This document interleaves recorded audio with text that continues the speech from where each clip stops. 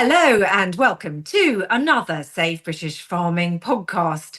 I'm Liz Webster and today I'm here with my friend and colleague. Ollie Fletcher.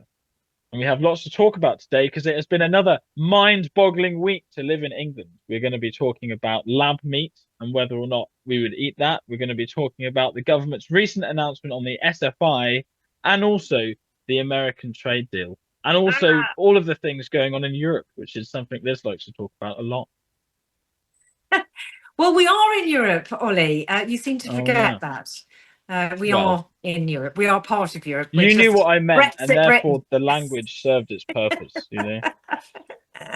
All of these things we talk about are largely here because of Brexit. Oh But no, we did an agreement that you're only allowed to use that word once per podcast. So that quota has been fulfilled very early on, which is most unfortunate. You'll have to find a different word. well, I'll try my best not to mention Brexit again, Ollie, but That's too terrible, terrible. So the big news in Europe today actually is that Thailand are hoping to sign a trade deal with the EU. And given that they let us know that the race is all about winning the Indo-Pacific region, I think this is significant news. And they're hoping to sign that deal quite quickly.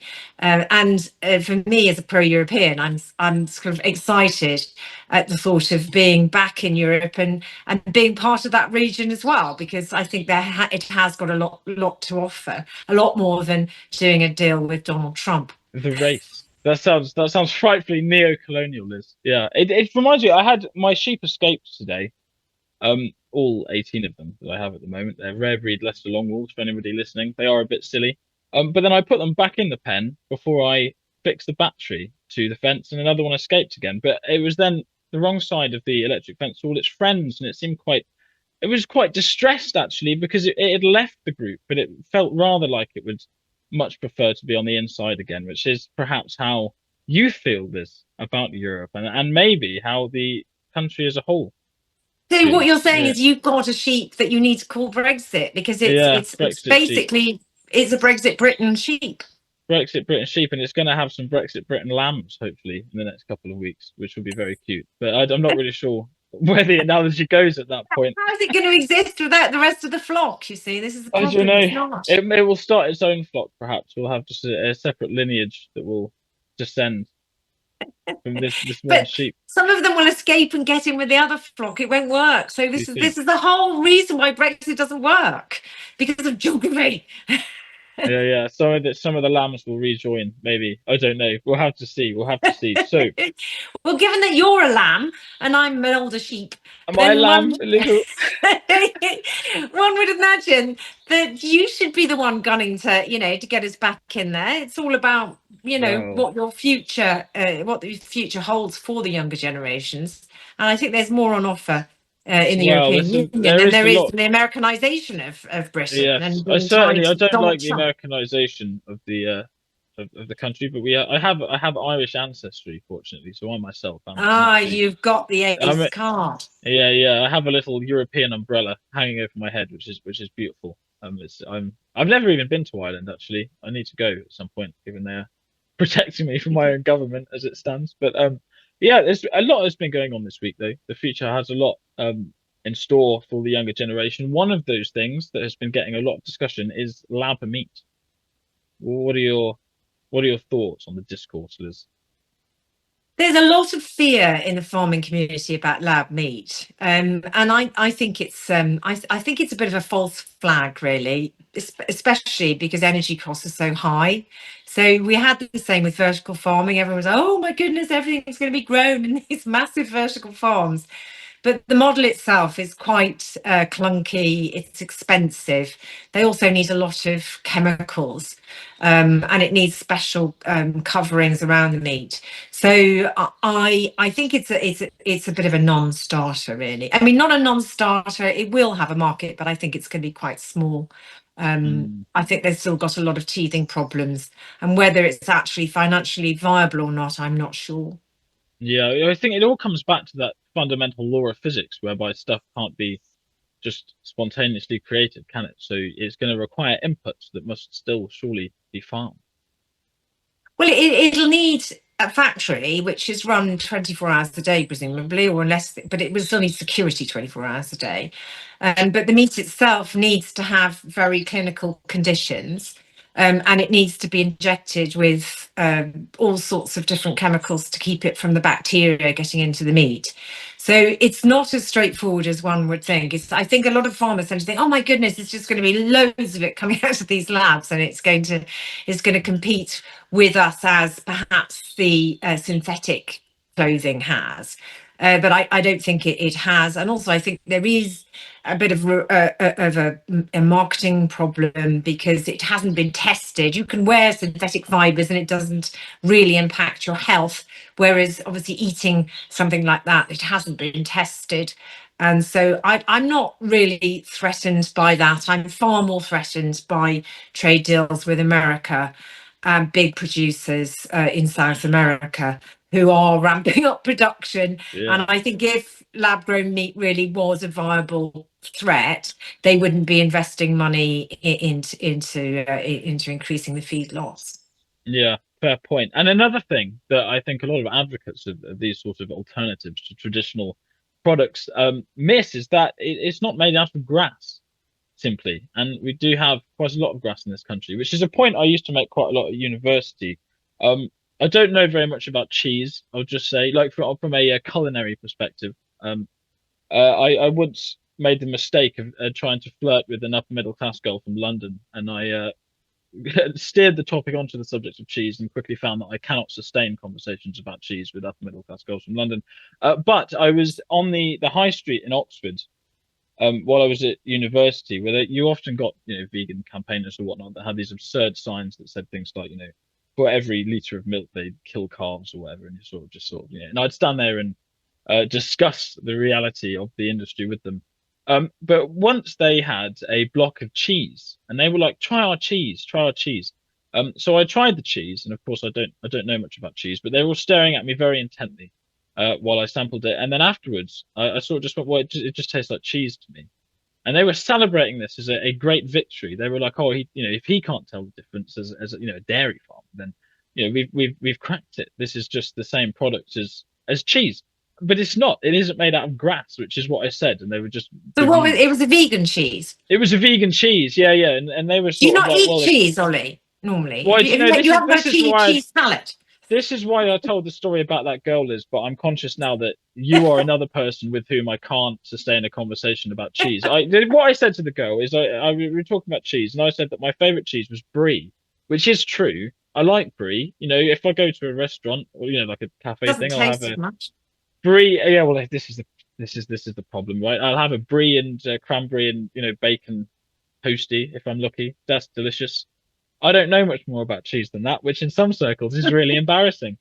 Which is why I said this story because I've got to wash my hands with being a cheese expert. I'm sure if you tried the vegan cheese, you would have had it and gone disgraceful, right? Whereas to I, I me, probably I probably would have spat it out. yeah, well, to me, it tasted like cheddar, and it did taste like that to But me. bad As cheddar and well, I rubbery don't. texture. I've tried vegan Honestly, cheese. It's disgusting. I couldn't distinguish bad cheddar from good cheddar. To be honest with you, Liz, I'm not. Yeah.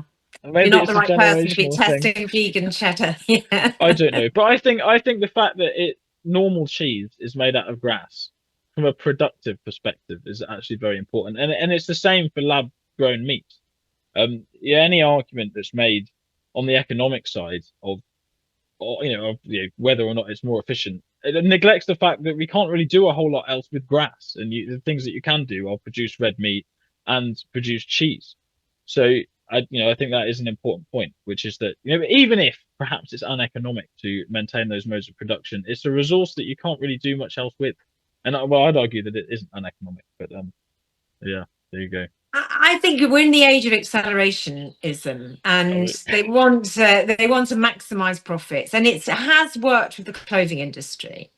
You've got 5 companies, I think it is, controlling most of the world's clothes manufacturing now, and they want to have a similar situation with food, and they largely do have that in America, and that's what they want to have out here. And what it means is mass-produced, tasteless, unhealthy yeah, processed foods. the And corporatization of the food supply.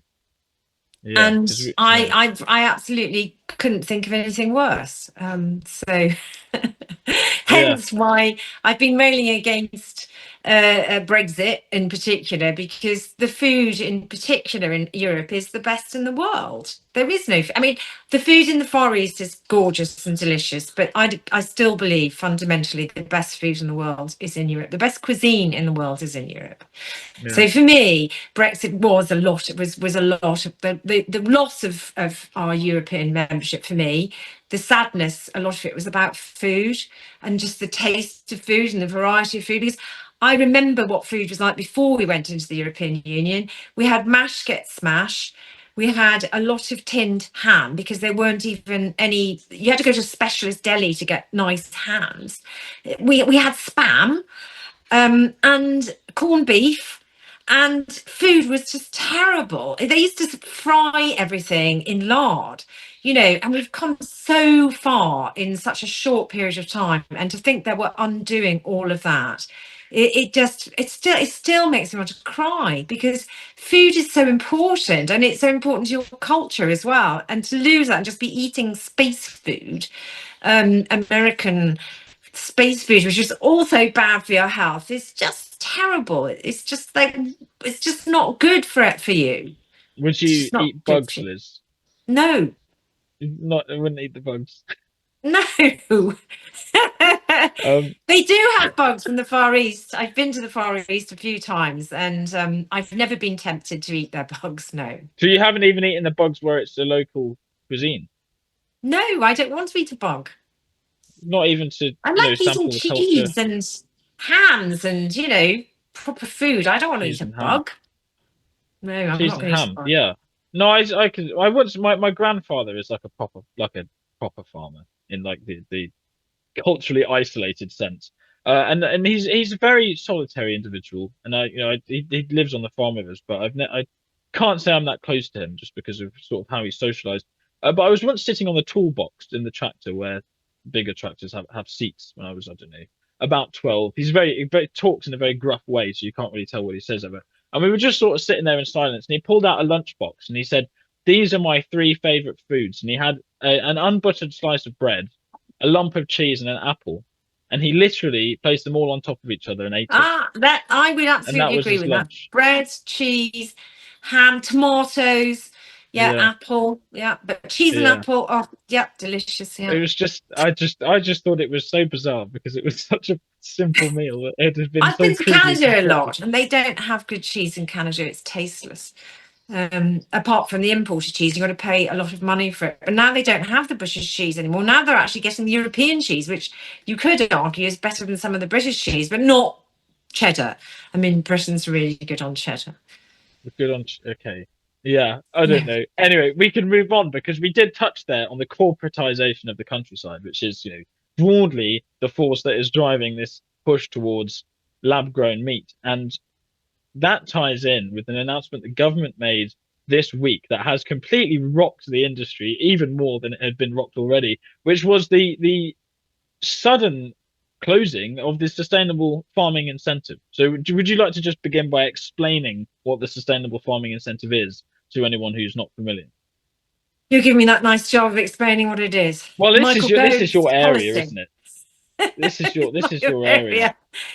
Um, I think that it's Michael Gove's policy to try and remove, with Brexit, they had to try and calm everybody on, particularly on the left wing, who are concerned about literally corporatizing land here and having a big building, celebration, I suppose, of Brexit, the change of doing a deal with America and big producers means really largely the end of British farming as we know it on the countryside, which means rolling out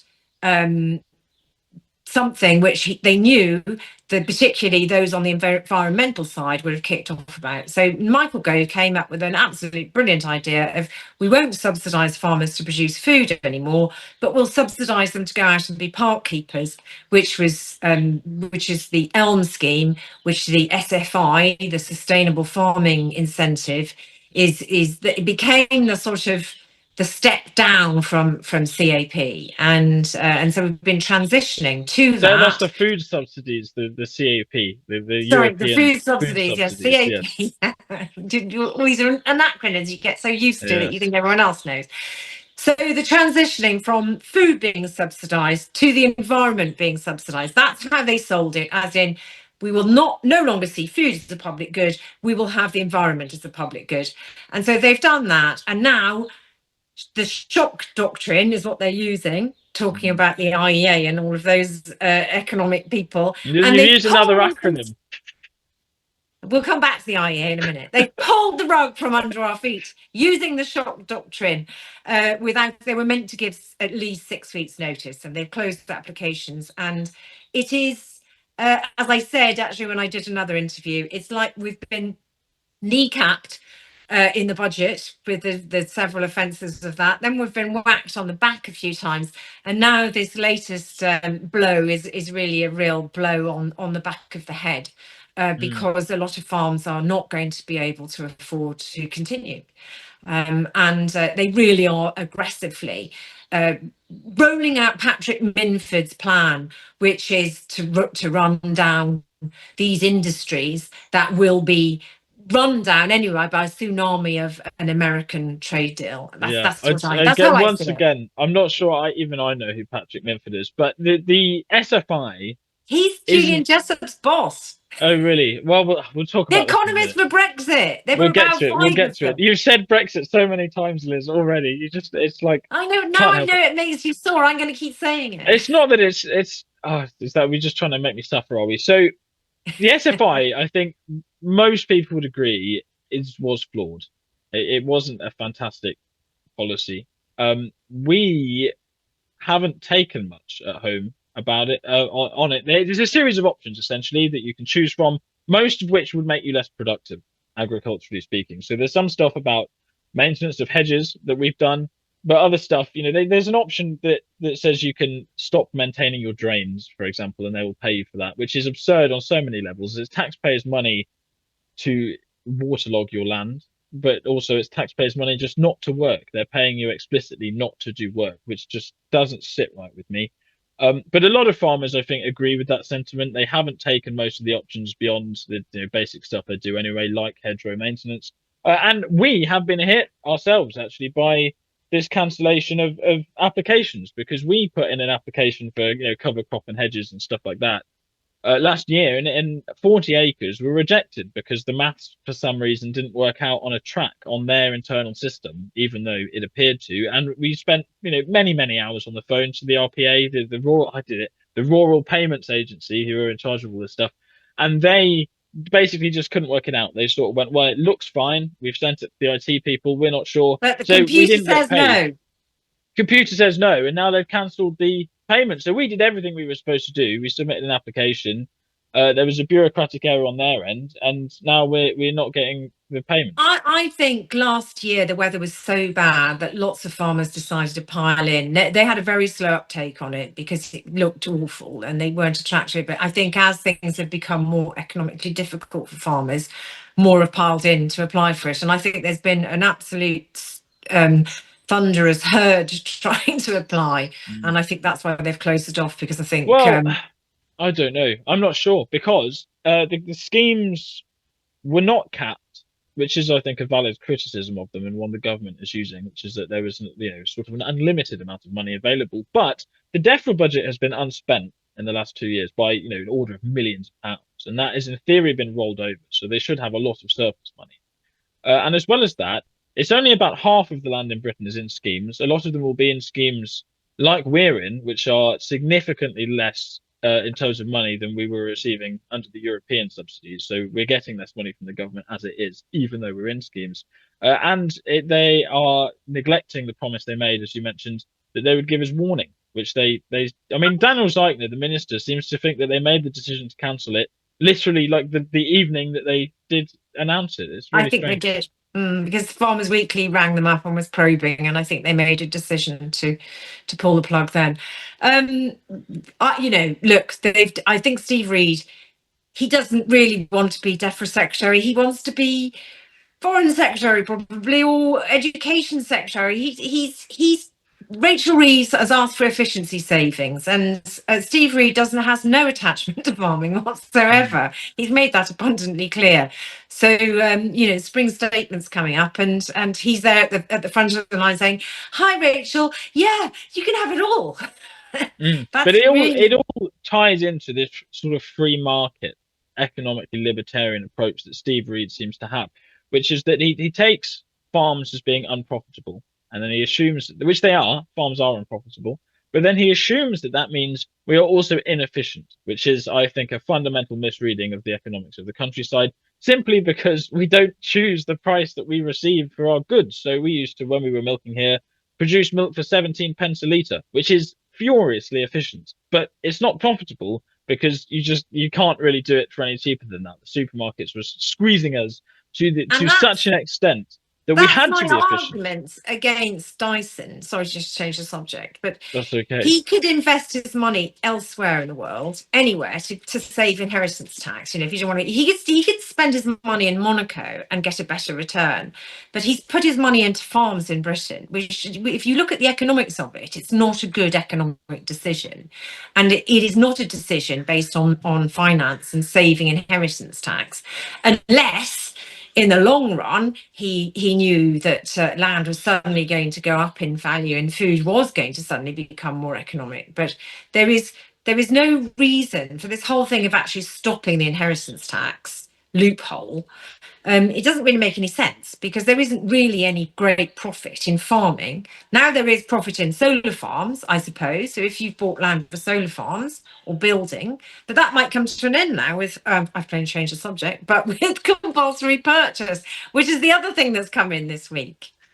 Yes. Oh, yeah. You leapt ahead there. So with the SFI, they are retracting support for small farms. Essentially, we had been supported to produce food formally, and then under Europe, and then we were supported to produce environmental services, as Michael Gove would have put it. The Labour Party have stopped this, and they're saying that they're going to continue it for a bit, but we cannot be expected to for the government to support us. So they are taking this sort of libertarian free market economic approach that I think neglects the fact that in a free market, farmers just get crushed by the supermarkets because the supermarkets are free to do that. So I think this is a fundamental misreading of the industry. But this ties in with what you are saying, which is that the government are now intervening in the market against us, and they are threatening to compulsory purchase farms for the benefit, I would argue, of house builders, and also We compulsory purchase farms elsewhere to we offset had the we biodiversity had decline. John McTernan on GB News only a few months ago celebrating about the Labour victory and the size of their majority to ensure that they could do to farming what Thatcher did to the mines. And that is when I really sat up and thought, oh my God, that is exactly what is happening here. And this is Patrick Minford's agenda. Patrick Minford was the economist behind Margaret Thatcher and the mines. He was behind the poll tax, and he is behind Brexit. The economist for Brexit. I know you don't like this word. There were about 5 economists in the whole country who supported Brexit, and they had their own little hub. And Julian Jessup is one of them. And they talk economics, but sort of upside down economics that doesn't make any sense. But ultimately, it was always about they ran down the coal industry to import everything from China mostly. And that's why we are now energy insecure, and they want to do, and they are doing, not want to do, they are now really doing that to farming. Under the last lot, under the Tories, they were running down farming, but they gave us a cushion with the SFI, as we said, with the environmental schemes, Yeah. and slowly sort of introduce these things. But now we've got an aggressive attack on farming. And in the news this week has been that Jonathan Reynolds, who is the Trade Secretary, firstly admitted that he was wrong to lie on his CV about being a solicitor when he's never been a solicitor, and that he's going over to America and he's going to sign a deal, or hope to sign a deal, with Donald Trump by the 1st of April. And that's why they've been rolling the pitch in terms of British agriculture, because they're getting ready to sign a trade deal with America, is what I think. And if you do a trade deal with America, that same deal was on the table 5 years ago with Boris Johnson in 2020.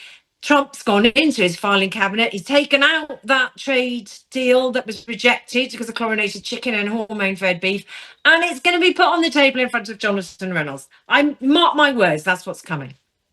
Yeah, yeah. So this all ties together because the removal of the SFI is similar as Thatcher did with the miners. They are attacking our socialized system of agriculture that we've had since the war, destroying our communities in service of the free market. And this is not just the free market within Britain, which I would argue doesn't work for the reasons I explained. The supermarkets will just crush us, but also globally. So they are attacking the challenges to the Australia Free Trade Agreement, and they are trying to do a free trade agreement with America.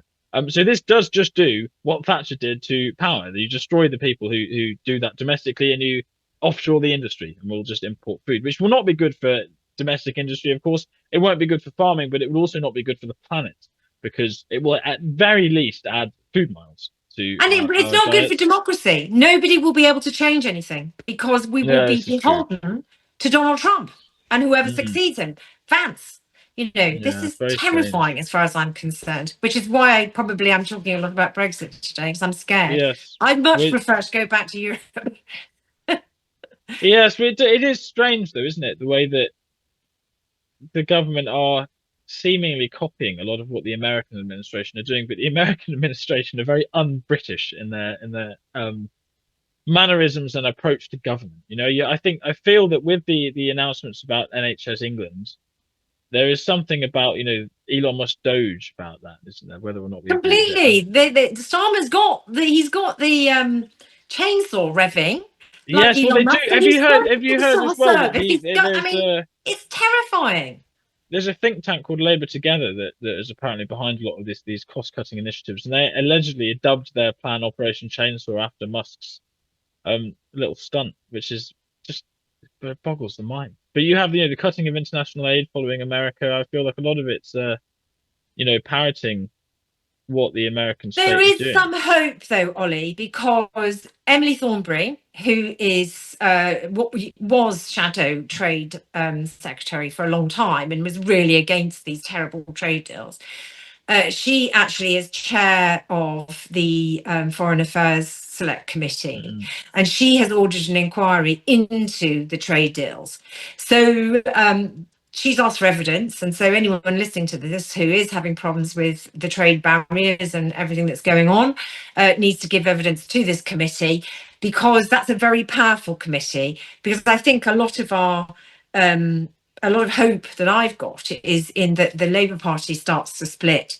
And it's exactly how we derailed the American trade deal last time. There was a massive row in the Conservative Party, and in the end, the American trade deal was put back in the cabinet where it belongs. I'll tell you where it belongs. Well, you'll know more about this than I do. Can they just sign it if they make an announcement that they have made an agreement on the first? If they make an agreement by the 1st of April, it'll come back and it'll go into this awful organisation called the Trade and Agriculture Commission, which is chaired by Shankar Singham, if you know who he is.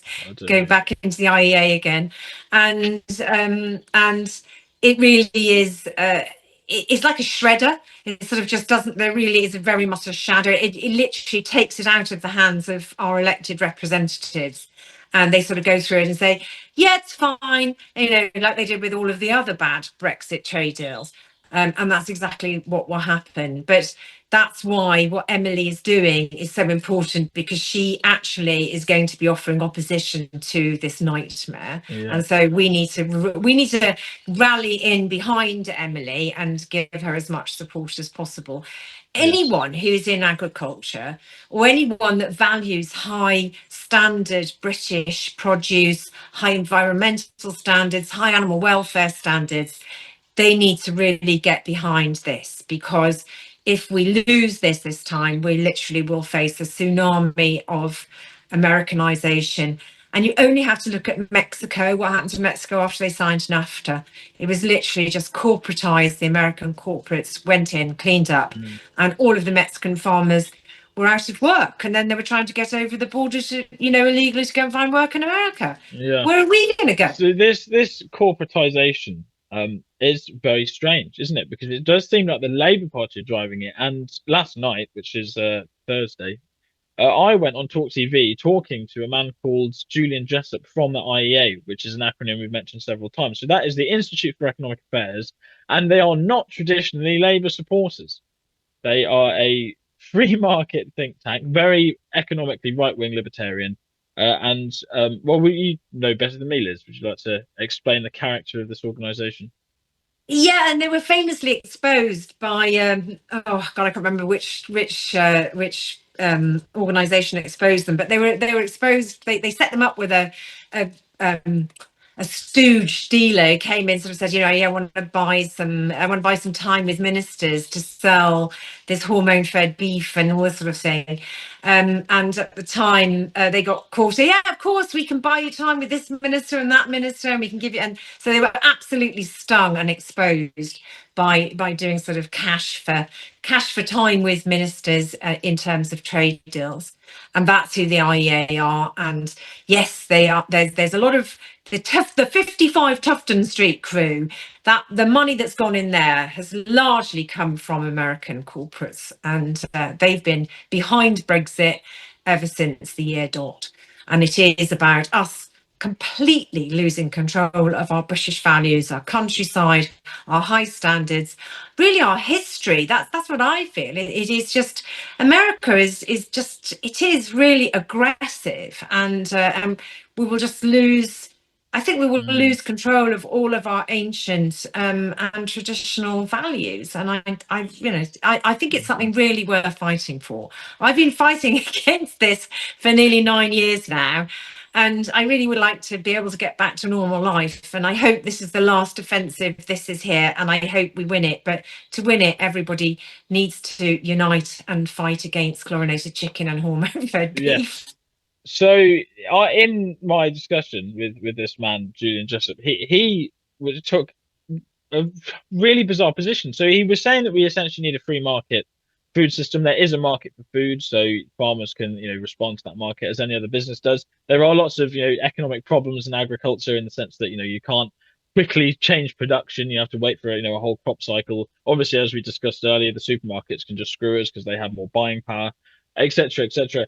But he was defending the Labour Party. So I was in this really weird situation where I was both attacking the Labour Party and a far right libertarian because the Labour Party and the far right libertarians are on the same side. It's And then really weird. the best bit was when the Talk TV host turned around and asked Julian Jessup, it must be a bit strange to be agreeing with the Labour Party. That was just, you couldn't have made it up. Yeah, it's And so at that weird. stage, Julian realised that he was agreeing with the Labour Party, and then he started trying to row back on his position and Yes, started he was. attacking the Well, Labour he was Party. saying that we need to, fix market failure by paying for nature and all this sort of stuff, which then actually just goes against his original point because the SFI did exactly that, and he was saying it was good that it was scrapped. So not high level analysis, I would wager.